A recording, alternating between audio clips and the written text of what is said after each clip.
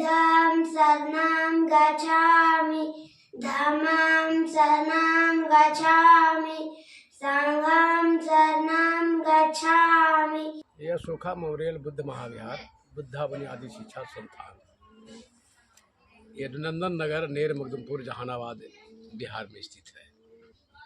यहाँ बहुजन समाज के लाचार अनाथ बेसहारा बच्चों को शैक्षणिक गोद लिया जाता है। 3 बरस से 5 बरस से हार्डली 7 वर्ष तक के बच्चों को ही हम एंट्री लेते हैं। उससे आगे बढ़ने के बाद हम एंट्री नहीं लेते जी, नहीं लेते। बौद्ध संस्कृति, बौद्ध अध्ययन के अलावे हिंदी, अंग्रेजी, भूगोल, इतिहास, नागरिक शास्त्र सारे विषयों की पढ़ाई दी जाती है जी। यहाँ वैसे ही बच्चों को एडमिशन लिया जाता है जो 14 वर्षीय आवासीय है। मैट्रिक तक उस बच्चों को वापसी घर नहीं, किसी भी कारण परिस्थिति में नहीं लौटना है, नहीं जाना है। नहीं जाना है।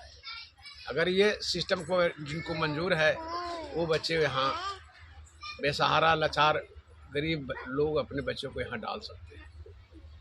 तो ये बच्चे कहाँ कहाँ किस जिले से हैं? ये बच्चे आपका पटना जिला, गया जिला, नवादा जिला, झारखंड का बच्चे, बिहार और झारखंड स्तर कुल मिला करके बच्चे यहाँ हैं। इसे बच्चे झारखंड का बहुत मात्रा में वो जो है आपको मैट्रिक, इंटर, ग्रेजुएशन करके यहाँ से वापसी हुआ है। ये तो बहुत छोटी बच्ची है, जैसा कि बच्ची बहुत छोटी है। ये कहाँ की रहने वाली है? क्या इसका पैतृक गांव बिहटा के पास पटना जिला में है।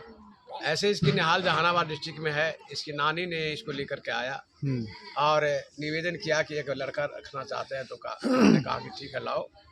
तो बच्ची के बारे में इशारा किया तो हमने कहा कि बच्ची अभी यहाँ बुद्ध विहार में रहने लायक नहीं है, क्योंकि 1 साल की बच्ची है, इसलिए 1.5 साल कम से कम आप इसको लालन पालन कीजिए, उसके बाद हम इसको रख लेंगे। लेकिन उन्होंने जवाब दिया कि मैं भी जो है विधवा हूँ, मेरे बेटा पुतो कहता है इसको घर से जहाँ से लाए वहाँ उसको पहुँचा दो, नहीं तो तुमको भी यहाँ खाना नहीं मिलेगा। मुझे मालूम हुआ कि बुद्ध विहार में ऐसे बच्चों को रखी जाती है जी। तो गुरुजी नहीं आप रखिएगा तो हम जाते कहूँ छोड़ देते हैं। छोड़ देंगे हम तो, अपने देह भारी है, इसको हम क्या करेंगे। तो हमको दया आया तो हमने कहा कि आधार कार्ड लाई हो अपना और फोटो लाई हो, तो हाँ, तो उसका फोटो आधार कार्ड लेकर इसको हमने निबंधन कर लिया और जो धर गया से अब तक लौट के नहीं आया। अच्छा, रहने के क्रम में बच्चों को कभी तबीयत खराब हो जाना या तमाम सारी परेशानियां जो है आते रहती होगी, तो इसको कैसे झेलते हैं? इसमें बेसिक रूप से हम अपने चिकित्सा खुद करते हैं, खुद से करते हैं जी।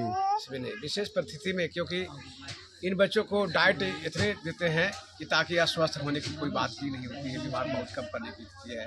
अब मौसमी है, सर्दी खांसी बुखार तो ये आम बातें हैं, और ऐसे परिस्थिति में अभी तक ऐसा कोई हमारे पास समस्या नहीं है और हमने बेसिक को इलाज। अच्छा, ये जो बुद्ध विहार का संचालन कर रहे हैं, इसका दिनचर्या क्या है? हाँ, कैसे जो है? हाँ, यही बुद्ध विहार का जो है दिनचर्या ये है कि हमने यहाँ के किसानों से हमने संधि करके हमने 20 बीघा जमीन मनी बटाई लेकर के इसको खेती करके इन बच्चों को हम संभालते हैं। जो बच्चे सयाना हो गए, मैट्रिक इंटर करने के लायक हो गए, तो फिर सरकारी विद्यालय में नाम एडमिशन कराना या और आगे हायर एजुकेशन के लिए फिर उसमें क्या करते हैं? हाँ, ऐसे हमने 8वां क्लास में जो 7वां क्लास में सरकारी स्कूल में हमने तय कर देते थे इसमें नहीं, और इसका निबंधन था, कोर्ट था, लेकिन बच्चों की संख्या कम होने के बाद निबंधन रद्द कर दिया है। लेकिन हम इसको फिर भी जो है प्राइवेट स्कूल में जो जिसका कोड है उसके द्वारा हम निबंधन करा करके हम आपको हाई स्कूल में इंटर मैट्रिक का एग्जाम दिलाते हैं। समाज में और भी बहुत ऐसे लोग होंगे, अगर आपका वीडियो देखेंगे तो हो सकता है कि वो यहाँ आना चाहेंगे, तो क्या उन लोगों के लिए जगह है? हाँ, उन लोगों के लिए जगह है, सारे बहुजन समाज के लोगों के लिए जगह है, जो सक्षम भी है उनके लिए जगह है। लायक सवाल है कि हमारे संस्कृति और बुद्ध विहार का जो सिस्टम है उसको फॉलो करेगा, उनको लिए सारे उन लोग के लिए भी खुला दरवाज़ा है।